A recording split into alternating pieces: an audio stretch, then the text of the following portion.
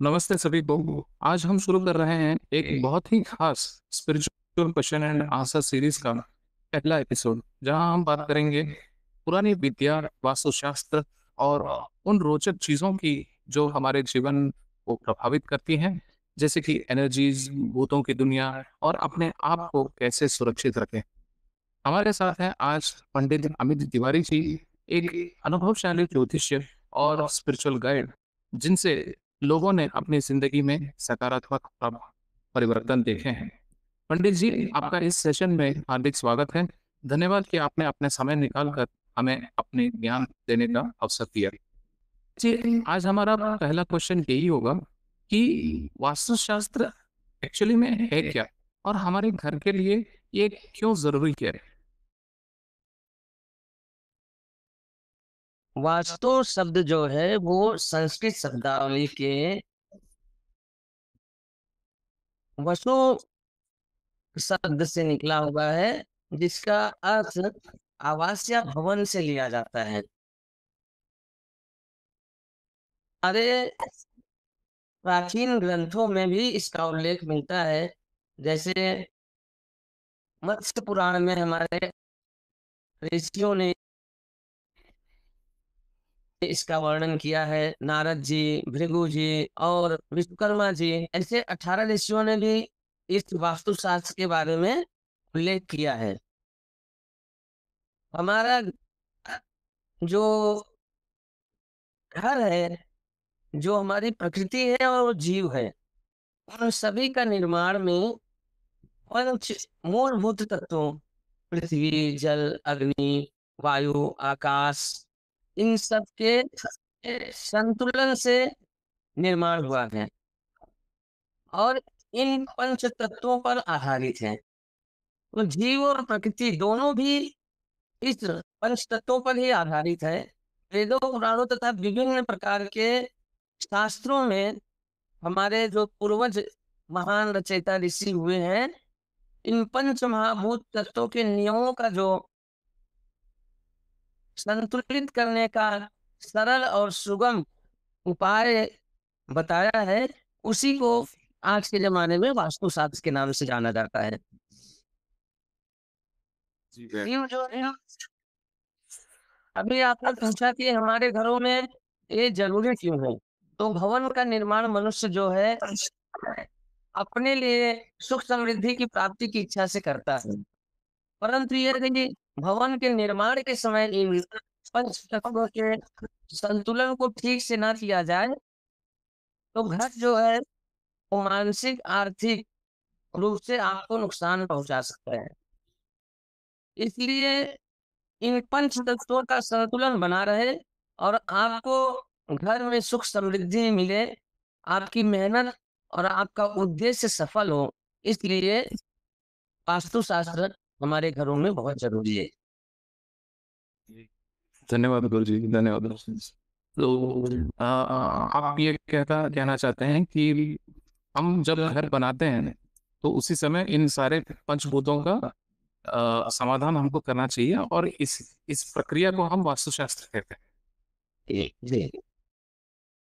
तो गुरुजी, हमारा जो कॉमन क्वेश्चन है, जो लोगों को जो कंफ्यूजन होता है कि उत्तर, दक्षिण, पूर्व, पश्चिम, इन सब में ऊर्जा का सही इस्तेमाल कैसा किया जाए। आई मीन, घर की दिशा, उत्तर, दक्षिण, पूर्व, पश्चिम, हमारी ऊर्जा और जीवन को कैसे प्रभावित करती है। ये मुख्य 4 दिशाएं पूरब, पश्चिम, उत्तर और दक्षिण होती हैं। वास्तुशास्त्र के नियम के अनुसार सर, जी। पूरब से प्राणिक ऊर्जा का संचालन होता है, उत्तर से हमको जैविक ऊर्जा प्राप्त होती है। और ये दोनों ऊर्जा जो है वो वास्तुशास्त्र में अच्छी मानी जाती है। और पश्चिम से रोग ऊर्जा और दक्षिण से मारक ऊर्जा का प्रवाह घर में होता है। तो ये दोनों ऊर्जाएं जो है वो अच्छी नहीं मानी जाती। तो घर में हमको पूर्व दिशा और उत्तर दिशा से वायु का संतुलन, प्रकाश अच्छे से मिले, इसका ख्याल रखना चाहिए। और जितना हो सके साउथ जोन और वेस्ट जोन को क्लोज करने की कोशिश करनी चाहिए। तो गुरुजी यहाँ पे ये क्वेश्चन, एक कॉमन कंफ्यूजन होता है लोगों का कि आपने जैसा कहा कि वेस्ट और साउथ डायरेक्शन को खुला नहीं रखना चाहिए। तो अब सोने का जो डायरेक्शन है जहाँ पे हमारा सिर होना चाहिए, तो वहां पे कहा जाता है कि साउथ में चलेगा, साउथ में हम सर करके, साउथ के डायरेक्शन में सर करके या फिर वेस्ट की तरफ सर करके सो सकते हैं, बट नॉर्थ की तरफ हमको नहीं सोना चाहिए। तो आप, तो इसमें कंफ्यूजन लोगों को बहुत ज्यादा इसी में हो जाता है कि नॉर्थ, द्वार के लिए, मेन डोर के लिए नॉर्थ अच्छा है, लेकिन सोने के लिए साउथ या फिर ईस्ट वेस्ट अच्छा है। तो इसमें आप थोड़ा कंफ्यूजन क्लियर करिए गुरुजी। देखिए सर, जब हम नॉर्थ की तरफ सर करके सोते हैं, तो हमारा पैर जो है वो दक्षिण की तरफ हो जाएगा। जी। तो ये शास्त्र में उचित नहीं है, हमको दक्षिण की तरफ सर करके और नॉर्थ की तरफ पैर करके सोना चाहिए, और वेस्ट की तरफ सर करके और पूरब की तरफ पैर करके सोना चाहिए। शास्त्र में दक्षिण की तरफ पैर करके सोना अशुभ माना जाता है। ओके। और द्वार हम लोग नॉर्थ की तरफ ओपन, द्वार हमारा नॉर्थ की तरफ या फिर ईस्ट की तरफ होना चाहिए। और जब हम सोना चाहते हैं तो नॉर्थ की तरफ ना सिर रख करके साउथ की तरफ सिर रख करके सो सकते हैं, या फिर ईस्ट वेस्ट की तरफ सर करके ईस्ट की तरफ सो सकते क्योंकि हमारा मुंह जिधर होता है, हम उसी को दिशा कंसीडर करते हैं। हैं। धन्यवाद गुरु जी। तो हमारा अगला क्वेश्चन है कि बहुत ज्यादा कंफ्यूजन होता है कि एक एक टर्म है वास्तुशास्त्र में कि ब्रह्मस्थान। तो आजकल के जो मॉडर्न सोसाइटीज में या फिर घरों में या फिर ऑफिसेस में ब्रह्मस्थान मतलब यहाँ पे हमको सेंटर में बहुत बड़ा स्पेस छोड़ना चाहिए, लेकिन आजकल के आर्किटेक्चर जो है वो ऐसा नहीं करते हैं कि हमको ज्यादा से ज्यादा रूम चाहिए होता है, किचन बढ़ा देते हैं या फिर हॉल बढ़ा देते हैं, तो ब्रह्मस्थान के लिए एक्चुअली स्पेस होता नहीं है। तो आप थोड़ा हमें बताएंगे कि ब्रह्मस्थान एक्चुअली में होता क्या है और इसे हम कैसे अ, उपयोग में ला सकते हैं, कैसे हम इसको यूज कर सकते हैं। तो शास्त्र में centre point, nine part of property का जो सेंटर पॉइंट है, नौवां भाग जो बीच का स्थान है, वो ब्रह्मस्थान कहलाता है, और वो आकाश तत्व का प्रतिनिधित्व करता है। और अ, जैसा कि आपने कहा कि आज के आधुनिक समय में ब्रह्मस्थान के लिए ज्यादा जगह नहीं छोड़ते लोग। जितना भी जगह है, हमको ये कोशिश करना चाहिए कि ब्रह्मस्थान के सामने टॉयलेट आदि ना हो, वहाँ थोड़ा-सा स्पेस खुला हो, और जो सेंट्रल पॉइंट है, ब्रह्म स्थान है, उसको थोड़ा साफ-सुथरा रखने की हमको कोशिश करनी चाहिए। क्योंकि वो जो है आकाश तत्व का प्रतिनिधित्व करता है, और अगर हमारा ब्रह्म स्थान डिस्टर्ब होगा, अगर हमारा ब्रह्म स्थान दूषित होगा, तो हमको मानसिक समस्याओं का सामना करना पड़ सकता है। या तो हम ऐसा भी कह सकते हैं कि ब्रह्मस्थान जो है, वो हमारे शरीर में नाभि क्षेत्र है, और हमारे घर में वो आकाश तत्व है। तो अगर व्यक्ति की नाभि डिस्टर्ब हो जाएगी, तो उसको रोग आदि ज़्यादा होंगे, और ख़ास करके मानसिक समस्याएँ बढ़ेंगी। तो अगर किसी ऑफ़िस में या किसी घर में ब्रह्मस्थान दूषित है, तो ऐसा बार-बार देखा गया है कि लोगों को स्ट्रेस, टेंशन या मानसिक समस्याओं का सामना करना पड़ता है। गुरुजी, तो आप अगर अगर मान लीजिए कि घर में ब्रह्मस्थान नहीं है, मतलब हमने स्क्वायर घर को या फिर स्क्वायर ऑफिस को हमने इक्वल पार्टीशंस में चार भाग में डिवाइड कर दिया, तो अभी उसके कैसे आप आपके अनुसार हमें सिर्फ साफ सफाई रखने से ब्रह्मस्थान का सोल्यूशन हो जाएगा? नहीं, बिना परीक्षण किए हुए सर इसको बताना मुश्किल है कि ब्रह्मस्थान डिस्टर्ब है, दूषित है कि नहीं है। एक अच्छा वास्तु विशेषज्ञ जो है, पहले उसका वास्तु का परीक्षण करता है, उसके बाद ही वो कुछ बता पाता है। लेकिन फिर भी पे अभी घर को साफ-सुथरा रखा जाए और उस दोष को दूर करने के लिए वास्तु में बहुत सारे उपाय हैं। सूर्य से संबंधित रत्न या उससे संबंधित धातु वहाँ स्थापन कर दिया जाए, यदि स्थापित कर दिया जाए, तो भी ब्रह्म दोष का निवारण हो सकता है। बहुत बहुत धन्यवाद गुरुजी। तो आप बोल रहे हैं कि हमें एक वास्तु विशेषज्ञ को कंसल्ट करना चाहिए और पूरा परीक्षण करने के बाद ही इसका उपाय हमें निकालना चाहिए। हमें अपने हिसाब से कुछ सॉल्यूशन नहीं कर सकते हम। जी, और अगर खुद से वास्तु दोषों को कुछ दूर करना चाहते हैं, तो सबसे अच्छा उपाय है कि घर को साफ-सुथरा रखा जाए। ये सबसे सरल और सबके लिए यूजफुल टिप जो है कि घर का साफ सफाई रखें, तो मैक्सिमम जो भी दोष हैं वो अपने आप टल जाएंगे। जी, जी, जैसे जो भी वास्तु दोष हैं, उसमें यदि आप घर को साफ-सुथरा रखेंगे, महीने में 2 बार नमक और नींबू मिला कर के घर में पोछा मारेंगे, घर में कोई पानी का लीकेज आदि है, तो उस पे ध्यान दें, उसको बंद करवा दें और मेन डोर को साफ-सुथरा रखें, तो घर के वास्तु दोषों के असर को कम किया जा सकता है।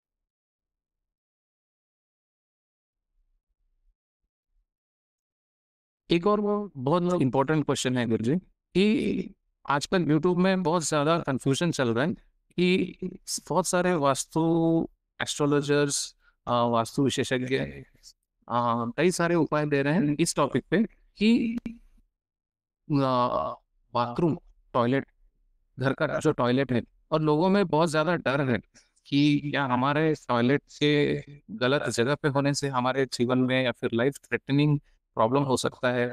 तो आप एक कॉमन वास्तु दोष जो घर में सारे लोगों के जो कॉमन देखा जाता है, ऐसे कुछ वास्तु दोषों पर प्रकाश डालें और हमें बताएं कि कुछ क्या टॉयलेट के गलत जगह, कहाँ पे टॉयलेट होना ही नहीं चाहिए, कहाँ पे हो सकता है, या फिर उसके बारे में कुछ प्रकाश डालें गुरुजी। देखिए, आजकल के समय में घर का स्ट्रक्चर ऐसा है कि उसमें ज़्यादातर 2-3 वास्तु दोष मैंने देखा है। एक तो ब्रह्मस्थान लोगों का डिस्टर्ब होता है, दूसरा टॉयलेट का कभी-कभी टॉयलेट ही सबसे ज़्यादा गलत जगह पे बने हुए रहते हैं और या तो मेन डोर पे पहले के ज़माने में हमारे यहाँ एक लकड़ी का वो डेहरी जिसको बोलते हैं बनाते थे। अच्छे से मेन डोर की पूजा साफ-सफाई करते थे, दोनों तरफ दिया आदि जलाते थे। तो फ्लैट आदि में आजकल वो डेहरी नहीं बनी हुई रहती है। ये 2-3 प्रॉब्लम जो है वो कॉमन है। तो मेन डोर पे जो है साफ-सफाई का ख़्याल रखा जाए और उसको नीट एंड क्लीन रखा जाए। और टॉयलेट 2 दिशा में ज़्यादा खराब होता है, नॉर्थ में या नॉर्थ ईस्ट में। ये 2 जगह का टॉयलेट है, तो वो हमको सबसे ज़्यादा प्रभाव करता है। लेकिन ऐसा नहीं है कि उसको दूर नहीं किया जाता है, एक अच्छा वास्तु कंसल्टेंट वहाँ जा कर के वास्तु परीक्षण करके और उसे उससे संबंधित रत्नों द्वारा, धातुओं द्वारा और हमारे वास्तुशास्त्र में एक लक्ष्मण रेखा नाम का कंसेप्ट है, जिससे उसकी एनर्जी को उधर ही ब्लॉक कर दिया जाता है और वो वास्तु दोष पूर्ण रूप से समाप्त हो जाता है। तो कोई ऐसी समस्या नहीं है जिसका वास्तु दोष का निवारण नहीं है। अगर आप अच्छे वास्तु विशेषज्ञ से सलाह लेंगे तो हर समस्या का समाधान है और आज के ज़माने में जगह की कमी के कारण 90% फ्लैटों में कुछ ना कुछ वास्तु दोष होता ही है। जी, तो आप ये बोल रहे हैं कि लोगों को डरने का जरूरत नहीं है, मतलब आप किसी अच्छे वास्तु विशेषज्ञ को बात करके परीक्षण करवा के उसका रेमेडी निकाला जा सकता है। और आपने एक नया एक कॉन्सेप्ट भी दिया है लक्ष्मण रेखा वाला, तो शायद लोगों को ये पता नहीं है। तो आप इस पे कुछ ज्यादा बताना चाहेंगे या फिर इसे परीक्षण के बाद ही बताया जा सकता है? देखिए, जैसे वास्तु विशेषज्ञ घर में जाते हैं, उसका प्लान देखते हैं, घर का फ्लोर प्लान है, उसको देखा जाता है, फिर उसको पूरी तरह से परीक्षण किया जाता है कि क्या-क्या वास्तु दोष है। तो उसके बाद वहाँ पे हम उस हिसाब से रेमेडीज़ देते हैं। लक्ष्मण रेखा के बारे में जो आपने बात किया, तो वो जैसे हमारा टॉयलेट है, टॉयलेट से एक नेगेटिव एनर्जी घर में प्रवेश करती है, तो टॉयलेट के द्वार पे ही वो लक्ष्मण रेखा नाम का मतलब तांबे की एक पट्टी डाल करके मंत्रों के द्वारा स्थापित करके उसको दरवाजे पे ही फिक्स कर दिया जाता है। तो ऐसा शास्त्रों का मानना है कि जो नेगेटिव एनर्जी है, वो घर में प्रभावशाली नहीं होती है। अच्छा, तो सिमिलर कॉन्सेप्ट जो है लोगों का यूट्यूब पे आ, दूसरे शास्त्रज्ञ जो बता रहे हैं कि कुछ कलर्स के टेप होते हैं, तो टेप को लगा के कुछ फिक्स बता रहे हैं। मतलब अगर पर्टिकुलर दिशा में, अगर टॉयलेट वेस्ट में है तो ये कलर का टेप, अगर नॉर्थ में है तो ये कलर का टेप। तो आपका भी, आपको क्या इस पे क्या बोलना चाहेंगे आप? अगर क्योंकि वो लोग मंत्रों के मंत्रों का उपयोग करके तांबे से उसे यहाँ पे लॉक नहीं कर रहे हैं, just by using tape, tape का इस्तेमाल करके ही उन वो सॉल्यूशन बता रहे हैं। ये भी सच है? या ऐसा भी हो सकता है कि या फिर ये इसे हमें रिस्क नहीं लेना चाहिए और डायरेक्टली वास्तु विशेषज्ञ से ही बात करके ये सब ट्राई करना चाहिए? देखिए, कलर का कुछ कुछ हद तक असर है, जीवन में कलर का असर होता है, लेकिन वो तरीका पूर्ण रूप से सुरक्षित और पूरी तरह से संपूर्ण नहीं माना जा सकता। और अगर आपने घर में आप सोचिए अगर घर में कई वास्तु दोष है और आपने अलग-अलग कलर के टेप या अलग-अलग कलर करा रखे हैं, तो देखने में भी वो अच्छा नहीं लगेगा घर। जी उपाय ऐसा होना चाहिए कि सोबर लगना चाहिए, घर हमारा पता नहीं चलना चाहिए कि इस घर में कुछ वास्तु की रेमेडीज़ हुई है। जी जी, आपने बहुत अच्छा पॉइंट बताया गुरु जी कि टेप टेप भी शायद मंत्रों से ज्यादा तो पावरफुल हो नहीं सकता है। तो जी। जी जी, तो गुरुजी, अगर कोई इस वीडियो को जो देख रहा है, अगर उसे आपसे संपर्क करना होगा, तो आपने बताया कि अमित एस्ट्रो कंसल्टेंसी वेबसाइट है, आपके वेबसाइट पे जाके वो फॉर्म भर के आपसे कनेक्ट कर सकते हैं, आपकी टीम वालों से कनेक्ट कर सकते हैं, या फिर आप आपको आपको कैसे मतलब रीच आउट कराया जा सकता है? हमारी वेबसाइट पे जा कर के हमसे संपर्क कर सकते हैं या हमारे फ़ोन नंबर पे आप हमसे डायरेक्ट बात कर सकते हैं या तो ऑफ़िस के हमारे लोगों से आप अपॉइंटमेंट ले सकते हैं। जी, धन्यवाद गुरु जी। तो मैं, हम लोग यहाँ पे इस वीडियो में आपका नंबर भी डाल देते हैं, तो जिससे भी गुरुजी से डायरेक्ट बात करना होगा, उनका टीम का नंबर यहाँ पे नीचे दिया होगा, तो उनसे आप डायरेक्टली कॉल करके बात कर सकते हैं। तो अभी हम चलते हैं नेक्स्ट क्वेश्चन पे, नेक्स्ट टॉपिक पे, जहाँ पे बिजनेस और ग्रोथ के बारे में बहुत ज्यादा स्ट्रेस अभी चल रहा है इंडिया में, इंडिया में नहीं बल्कि हर जगह। तो बिजनेस के लिए भी क्या वास्तुशास्त्र इम्पोर्टेंट है, या क्या फिर या बिजनेस वालों को भी वास्तु में ध्यान देना चाहिए? घर के लिए तो आपने बता दिया, लेकिन अभी बिजनेस के लिए, बिजनेस वालों के लिए, छोटे बिजनेस, बड़े बिजनेस, दुकानों के लिए क्या वास्तुशास्त्र इम्पोर्टेंट होते हैं?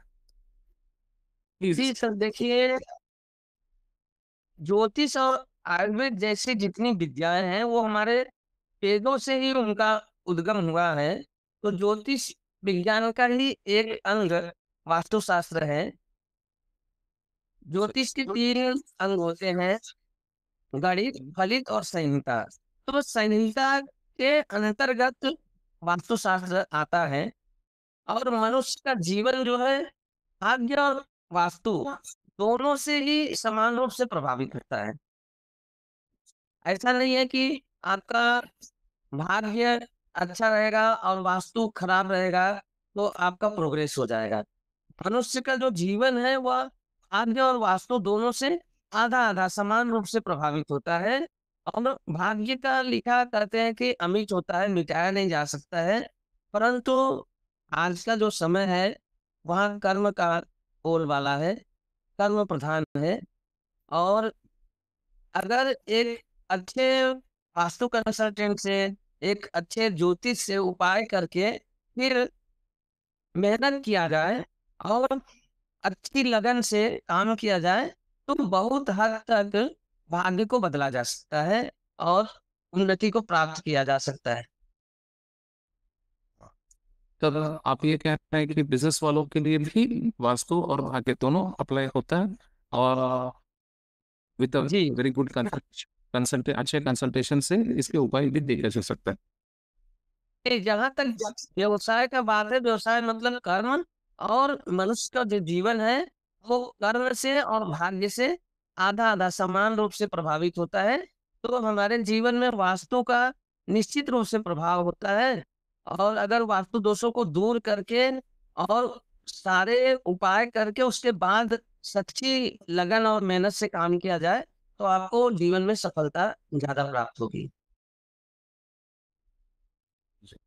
तो अभी जो बिजनेस करते हैं लोग, तो उनके लिए एक बहुत ही कंफ्यूजिंग क्वेश्चन ये होता है कि जैसे कि हम कोई जैसे ही हमको अच्छा ऑफर का दुकान मिले या फिर ऑफिस स्पेस मिले, ऑफिस स्पेस या फिर दुकान लेने के बाद कैश काउंटर या फिर वर्क स्टेशन या फिर स्टोरेज, इन सब के लिए सही दिशा कौन सा होता है? आप एक एक एक अचूक उपाय बताइए कि कहाँ पे कैश काउंटर होना चाहिए, कहाँ पे ऑफिस का जो मेन बॉस है वहाँ उसको बैठना चाहिए। अगर कुछ ऐसा अ, बहुत ही इम्पोर्टेंट अगर कोई चीज़ है जो हर एक बिज़नेस वालों को ध्यान रखना चाहिए, 1 या फिर 2 पॉइंट आपके हिसाब से? देखिए, दुकान का जो पहले जिस दुकान को हम लें, चाहे रेंट पे या खरीद के लें, तो दुकान का द्वार अगर उत्तर या पूर्व की दिशा में होता है, तो वो सबसे ज़्यादा समृद्धि प्रदान करता है। दक्षिण-पूर्व और उत्तर-पश्चिम का जो द्वार है, वो ज़्यादा से ज़्यादा 10 साल तक समृद्धि देता है, 10 साल तक दुकान चलती है। उसके बाद धीरे-धीरे वहाँ पे प्रोग्रेस कम हो जाता है। तो पहला बात तो मेन डोर जो है वो हमारा, वो उत्तर या पूरब की तरफ होना चाहिए। दूसरा आपने पूछा कि कैश काउंटर कहाँ होना चाहिए? तो दुकान में कैश काउंटर जो है वो दक्षिण की दीवार में होना चाहिए और वो पूरब की तरफ खुलना चाहिए। और आपने कहा कि स्टोरेज कहाँ होना चाहिए? तो अगर कबाड़ और अन्य भारी सामान है, आपका दुकान में स्टोरेज करने के लिए आपने सोच रखा है, वो दक्षिण-पश्चिम सबसे अच्छी जगह मानी जाती है। लेकिन व्यवसाय में अगर तैयार किया हुआ माल आपको रखना है, तो उत्तर और पश्चिम में रखना चाहिए। स्टोरेज में भी 2 भाग होंगे, जो तैयार किया हुआ माल या फिर पुराने माल, इसके जी। हिसाब से अलग।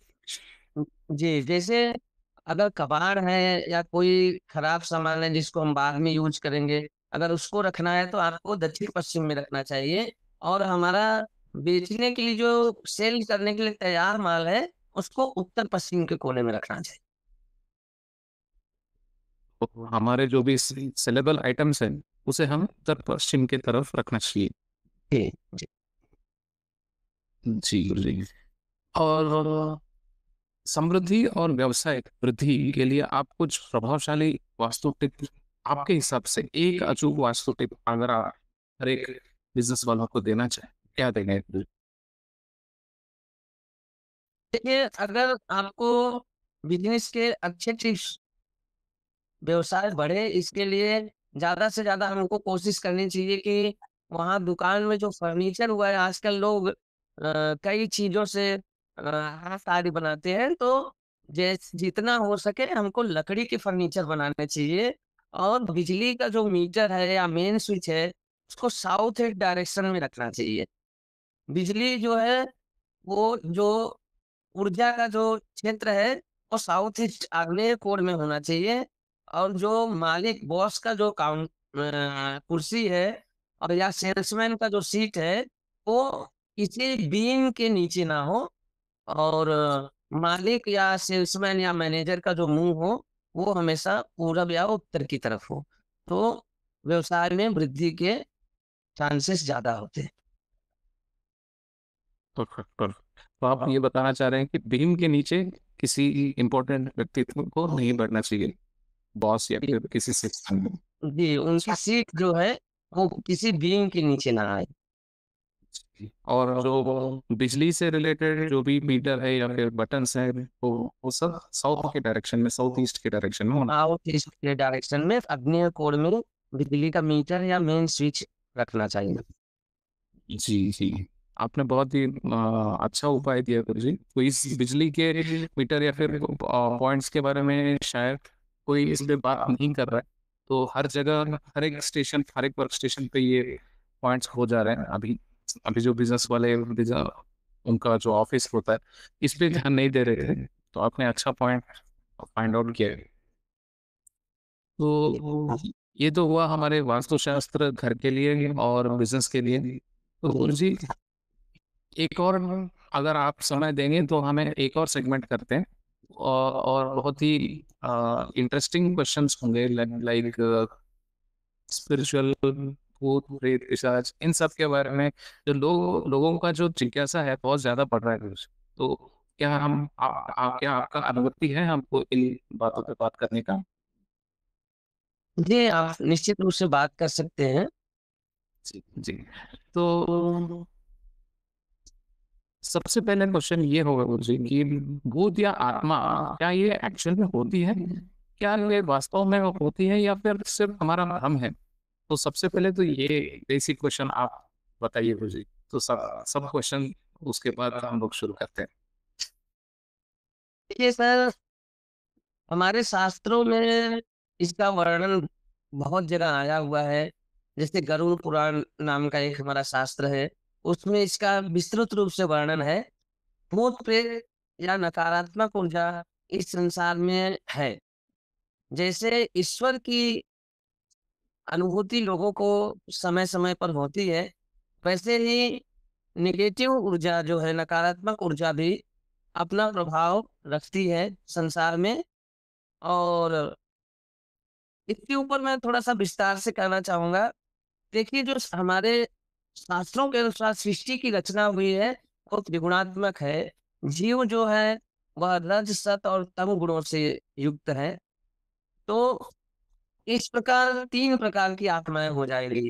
कुछ आत्माएँ इच्छा संस्कृति या उनके स्वभाव के कारण राजसी हो जाएँगी, कुछ सात्विक हो जाएँगी, तो कुछ तामसी आत्माएँ भी इस संसार में हैं। तो वो जो तामसी आत्माएँ हैं, जिन्होंने लोगों की हमेशा कर्म भाव, विचार से बुराइयाँ की हैं, या जिन्होंने अच्छे कर्म नहीं किए जीवन में, तो हमारे शास्त्रों के अनुसार 84 लाख योनियों में प्रेत योनि का भी एक वर्णन मिलता है। इसलिए निश्चित रूप से भूत प्रेत इस संसार में हैं, और वो अनायास किसी के ऊपर प्रभाव नहीं डाल सकते। उसका कुछ न कुछ कारण होता है, तब उससे व्यक्ति प्रभावित होता है। तो गुरुजी, आप ये कहना चाह रहे हैं कि ये सब भ्रम तो नहीं है, ये सब योनियां कल में होती हैं, और हमारे लाइफ में ये अफेक्ट नहीं कर सकते, अनलेस एंड अनटिल कुछ ना कुछ स्ट्रॉन्ग रीजन जब तक ना हो तब तक ये हमारे लाइफ में रोजमर्रा की जिंदगी में अफेक्ट नहीं कर सकते।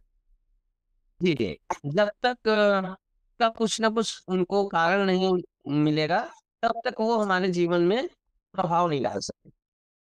जी।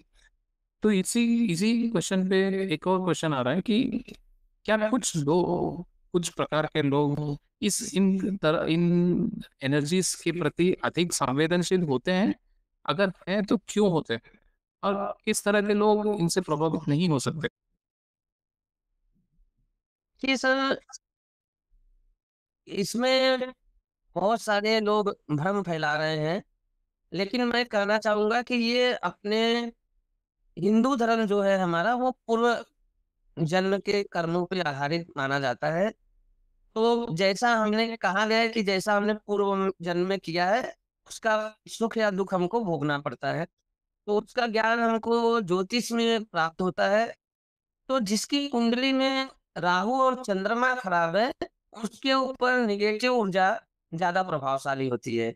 जैसे जिसका राहु जो है छठे भाव में, 8वें भाव में या 12वें भाव में है और उसका चंद्रमा भी नीच है, नीच की राशि में बैठा हुआ है या डिग्रिकली उसका प्रभाव कम है, तो उसके ऊपर जो है वो भूत प्रेत या पिशाचत्व ज्यादा प्रभावी होता है। अच्छा, तो आप ये कहना चाह रहे हैं कि लोगों को अपने जो कुंडली में राहु और चंद्रमा पे ज्यादा फोकस करना चाहिए। अगर ये दोनों ग्रह कमजोर है तो फिर इन सारे एनर्जीज का इफेक्ट होने का ज्यादा संभावना होती जी। है। तो गुरुजी, किसी घर या स्थल पर भूत प्रेत या नकारात्मक ऊर्जा की पहचान कैसे करें, या फिर हमें हम ये कैसे डिफरेंस करें कि ये हमारा कर्मों के वजह से हो रहा है, कुछ अगर आ, गलत चीजें हो रही है घर में तो फिर हमारे कर्मों के वजह से हो रहा है, या फिर परिवार के कर्मों के वजह से, या फिर वास्तु के वजह से, या फिर पर्टिकुलरली इन एनर्जीज की वजह से हो रहा है, ऐसे हम कैसे पहचान सकते हैं, या फिर कुछ उपाय जो हमें पता हमें पता है कि इन एनर्जीज की वजह से हो रहा है, ना कि वास्तु या फिर ना कि कर्मों की वजह से हो रहा देखिए, जीवन में ज्योतिष मतलब हमारे कर्म का प्रभाव ज़्यादा होता है और कहीं न कहीं अगर हम इन एनर्जी से इफ़ेक्ट हैं, तो उसका भी कारण या तो हमारे इस जन्म के कर्म हैं या तो पूर्व जन्म के कर्म हैं। शायद इस जन्म में हमसे कुछ गलत हो गया होगा, तब वो ऊर्जा हमको प्रभावित कर रही है या तो पूर्व जन्म के कर्मों के कारण हमको प्रभावित कर रही है। कभी-कभी आप देखते हैं कि कोई व्यक्ति यहाँ से जा रहा है और उसको नेगेटिव एनर्जी का आभास हो गया। तो अगर हम उस क्षेत्र में नहीं जाएँगे, तो हमको प्रभाव नहीं होगा या तो वो ऊर्जा हमारे घर में ही हो, तब हमको प्रभावशाली कर सकती है। तो शास्त्रों में जो है इसको पितृदोष के नाम से भी जाना जाता है। तो जिस घर में पितृदोष होता है, वहाँ पर ये नकारात्मक ऊर्जा का प्रभाव ज़्यादा देखा गया है। इसको दूर करने का शास्त्रों में बहुत सारा वर्णन है। जैसे अगर किसी एक व्यक्ति विशेष के कारण इस एक किसी एक ही ऊर्जा के कारण आपको जीवन में प्रभाव हो रहा है, तो गरुड़ पुराण में नारायण बलि नाम का एक अनुष्ठान होता है, उसको करा लिया जाए। या बहुत ज़्यादा घर में नेगेटिव ऊर्जा है, बहुत परेशानी है, घर में अजीब-अजीब चीज़ें घटित हो रही हैं और झगड़े हो रहे हैं, तो फिर नारायण बलि नामक एक गरुड़ पुराण में नारायण बलि नामक एक अनुष्ठान है, उसको करा लेना चाहिए और श्रीमद् भागवत महापुराण का संस्कृत में मूल पाठ ब्राह्मण को बुलाकर कर लेना चाहिए। तो ये जो घर की समस्या है नकारात्मक ऊर्जा या पितृदोष, वो निश्चित रूप से समाप्त हो जाती है। लेकिन उसके लिए आपको अच्छे सात्विक विद्वान और ब्राह्मण से ही मूल संस्कृत का भागवत का पाठ कराना चाहिए और उसके बाद आपकी ये समस्या निश्चित रूप से समाप्त हो जाएगी। तो आप ये कहना चाह रहे हैं कि अगर कुछ भी हो, कोई भी एनर्जीज हो, या फिर वास्तु या फिर कर्मों का जो फल अगर एक परिवार भोग रहा है, तो सुरक्षा के लिए या फिर नारायण बलि होगा, या फिर मूल संस्कृत में भागवत का पाठ करना चाहिए।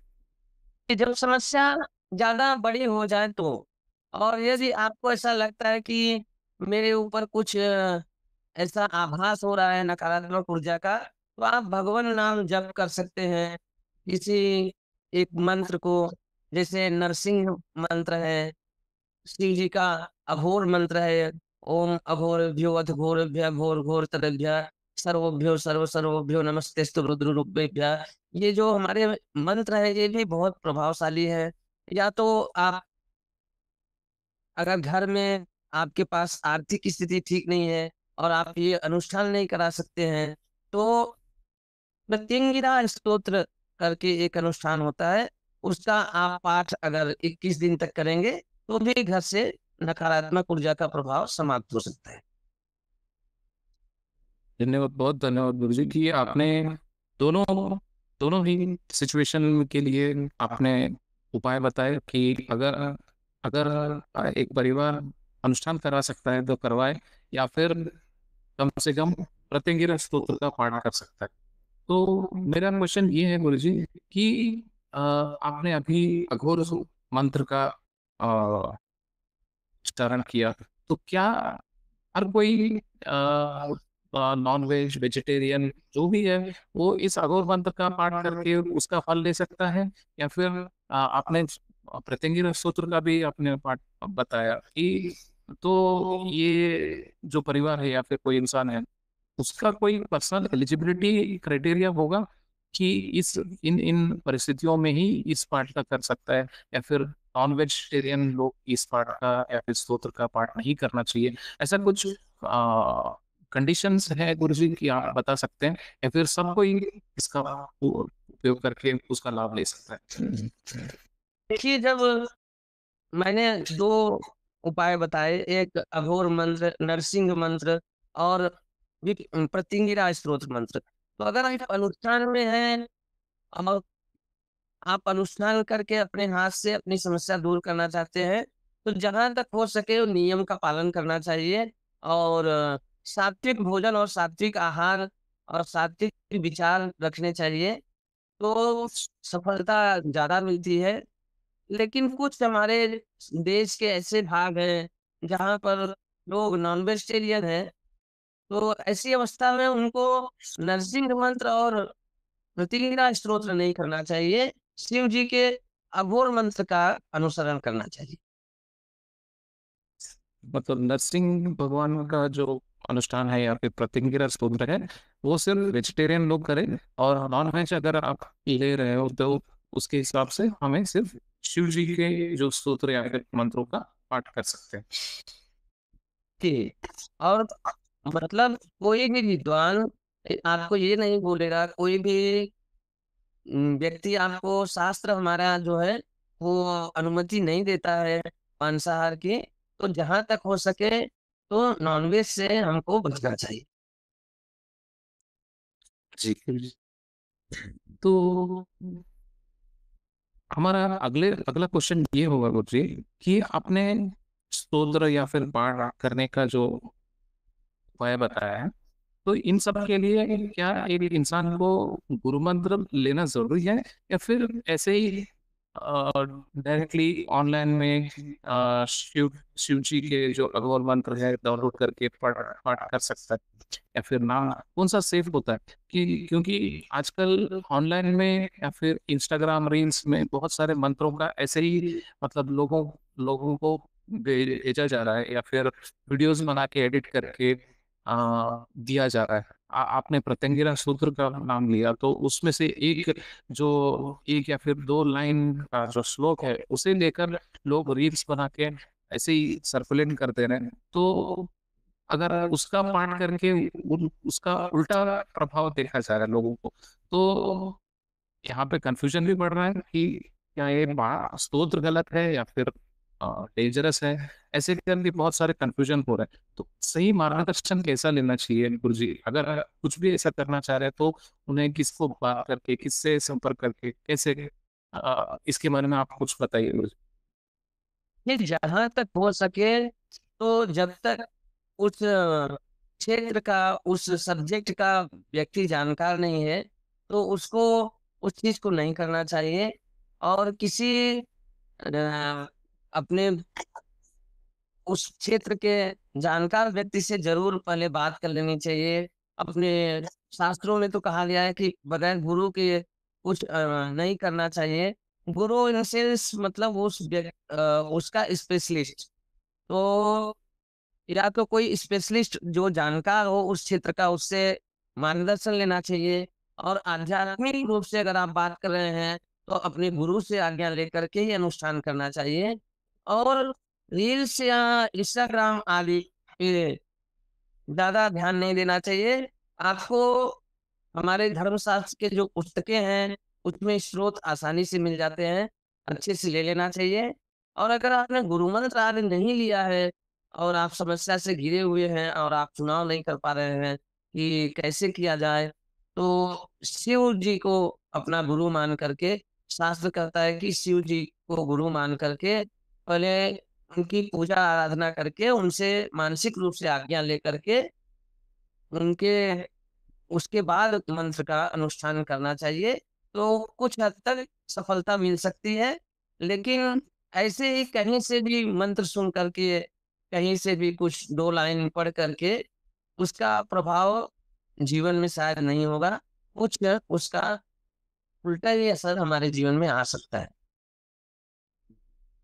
जी, गुरुजी। तो आप ये बता रहे हैं कि कोई भी मंत्र अगर लेने से पहले हमें या तो गुरुजी से, अपने गुरु से आज्ञा लें, या फिर अगर कोई गुरु नहीं है तो शिव जी से मानसिक आज्ञा लेकर हमें वो मंत्र को जपना चाहिए या फिर उसका अनुष्ठान करना चाहिए। जी। अम, गुरुजी, एक एक और एक लास्ट में हमें एक फाइनल क्वेश्चन ये होगा कि आपने जैसा बोला कि गुरुजी से आज्ञा आज्ञा लेना चाहिए। अगर किसी को इस स्पिरिचुअल पाथ पे चलने का जो प्रेरणा हो रहा है, तो उसे क्या गुरु लेना, गुरु बनाना आवश्यक है, या फिर कितना आवश्यक होता है गुरु का एक साधक के लाइफ में? क्या गुरु बनाना इस मात्र से वह यह वास्तु या फिर ज्योतिष या फिर भूत प्रेत एनर्जीज, इन सब से ऊपर उठ के आगे बढ़ सकता है, चाहे कोई भी ग्रह दोष हो या फिर कोई भी हो, या उस उस तरह के व्यक्ति को अगर एक अच्छे गुरु मिल जाए तो ये क्या ये सब सारे प्रॉब्लम सॉल्व हो सकते हैं या फिर नहीं हो सकते? अगर हो सकते हैं तो कैसे हो सकते हैं? सिर्फ गुरु की कृपा से, फिर साधना की कृपा से, फिर दोनों की कृपा? प्लीज इसके बारे में कुछ बताइए गुरु जी। देखिए सर, शास्त्रों में सद्गुरुदेव भगवान का बहुत ही महत्वपूर्ण स्थान है, सबसे महत्वपूर्ण स्थान है। आपने श्लोक सुने होंगे, गुरुर्ब्रह्मा गुरुर्विष्णु गुरुर्देवो महेश्वरः, गुरु साक्षात परम ब्रह्म। तो जीवन में गुरु का बहुत अपना महत्व है, और अगर उनकी कृपा होगी तो हम अनायास ही सारे बंधनों से मुक्त हो जाएँगे। लेकिन कोई गुरु आपको पहले तपाता है, पहले आपको जो दोष हैं आपके वो दूर करता है, उसके बाद ही जीवन में आपको कुछ देता है। तो ये गुरु के ऊपर है कि वो अपने शिष्य को कैसा बनाते हैं, उनकी कैसी कृपा होती है। और अगर आध्यात्मिक क्षेत्र में आगे बढ़ना है, तो आध्यात्मिक गुरु की ज़रूर आवश्यकता है। और अगर प्रैक्टिकली वास्तु, ग्रहों का दोष और ये सब, तो ये काम्य प्रयोग कहे जाते हैं शास्त्रों में। तो ये आप मैं समझता हूँ कि गुरु जो है एक बहुत बड़ी चीज़ है, और उनके दृष्टि से ही सब सही हो सकता है। लेकिन आज के ज़माने में इसको गुरु माने एक एक अच्छा गुरु मिलना भी बहुत मुश्किल हो गया है। तो ये सौभाग्य है कि किसी को अच्छा गुरु मिल जाए और जी। उसके पूर्व जन्म के कर्म होंगे। लेकिन गुरु के मिलने के बाद और साधनाओं के द्वारा दोनों मिलेंगे तब काम होगा। आपको कुछ तो मेहनत करनी पड़ेगी।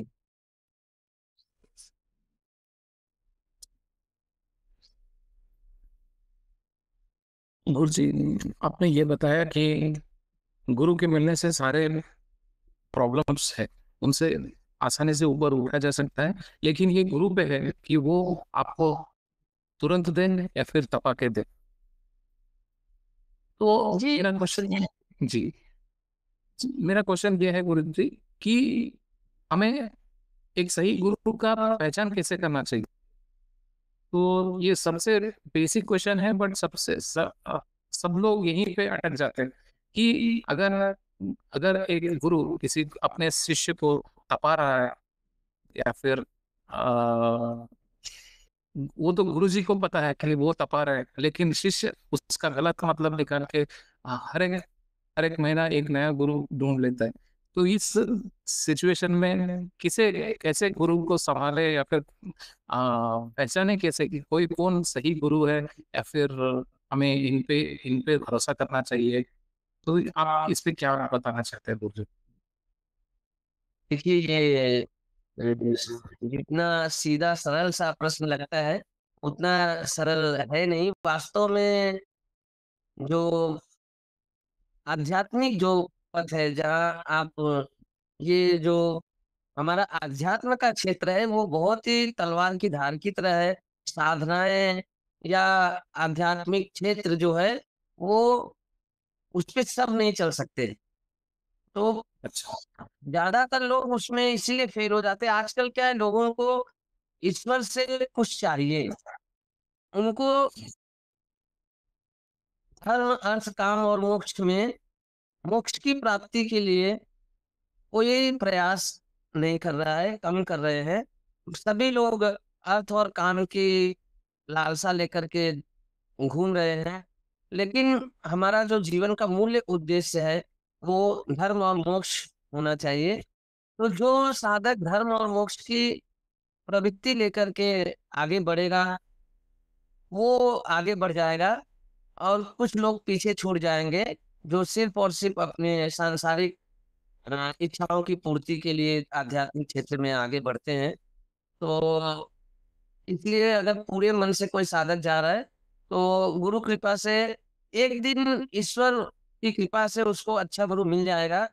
इस संसार में हमेशा अगर आपको मोती निकालना है तो गहरे पानी में पहले जाना पड़ता है समुद्र में, उसके बाद ही मोती मिलता है। तो गुरु तो उससे भी बड़ी चीज़ है, तो आपको निश्चित रूप से कुछ मेहनत करनी चाहिए।